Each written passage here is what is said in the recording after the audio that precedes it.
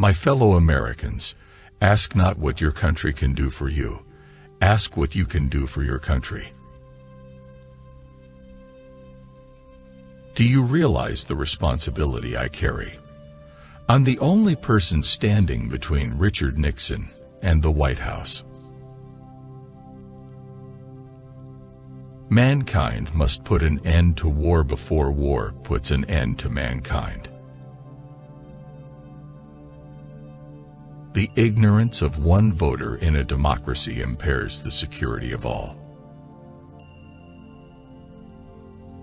Those who make peaceful revolution impossible will make violent revolution inevitable.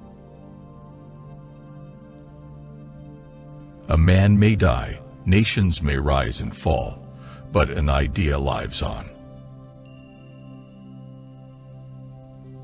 If a free society cannot help the many who are poor, it cannot save the few who are rich. Let every nation know, whether it wishes us well or ill, that we shall pay any price, bear any burden, meet any hardship, support any friend, oppose any foe to assure the survival and the success of liberty. Too often we enjoy the comfort of opinion without the discomfort of thought. A nation that is afraid to let its people judge the truth and falsehood in an open market is a nation that is afraid of its people. History is a relentless master.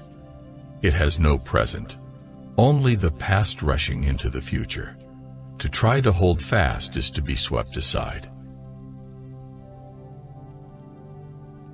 In a time of domestic crisis, men of goodwill and generosity should be able to unite regardless of party or politics. The United States has to move very fast to even stand still. When written in Chinese, the word crisis is composed of two characters. One represents danger, and the other represents opportunity. As we express our gratitude, we must never forget that the highest appreciation is not to utter words, but to live by them. Mothers all want their sons to grow up to be president, but they don't want them to become politicians in the process. Victory has 1,000 fathers, but defeat is an orphan. Forgive your enemies, but never forget their names. The greater our knowledge increases, the more our ignorance unfolds. America has tossed its cap over the wall of space. It is an unfortunate fact that we can secure peace only by preparing for war. Let us never negotiate out of fear, but let us never fear to negotiate. Change is the law of life, and those who look only to the past or present are certain to miss the future. We must use time as a tool, not as a couch. Efforts and courage are not enough without purpose and direction. Things do not happen. Things are made to happen. There are risks and costs to action, but they are far less than the long-range risks of comfortable inaction. Let us not seek the Republican answer or the Democratic answer, but the right answer. Let us not seek to fix the blame for the past. Let us accept our own responsibility for the future.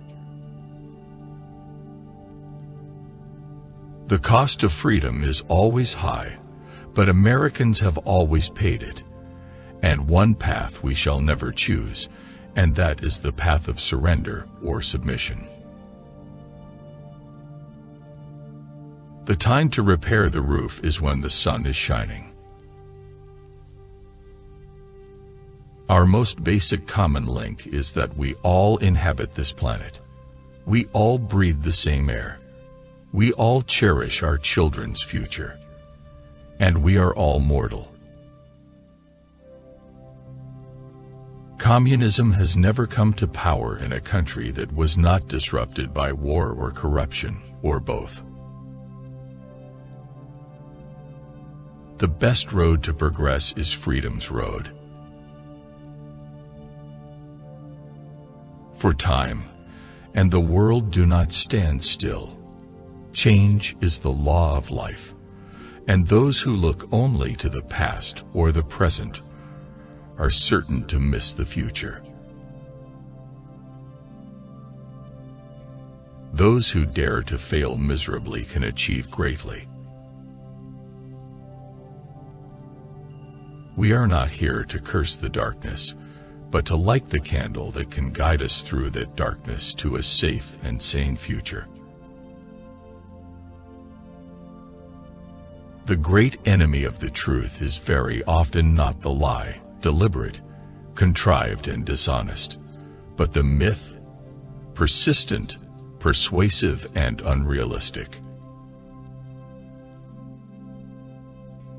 The world is very different now, for man holds in his mortal hands the power to abolish all forms of human poverty and all forms of human life. Tolerance implies no lack of commitment to one's own beliefs. Rather, it condemns the oppression or persecution of others. If we cannot now end our differences, at least we can help make the world safe for diversity. Leadership and learning are indispensable to each other. A child miseducated is a child lost. A man does what he must, in spite of personal consequences, in spite of obstacles and dangers and pressures, and that is the basis of all human morality. We are tied to the ocean, and when we go back to the sea, whether it is to sail or to watch, we are going back from whence we came.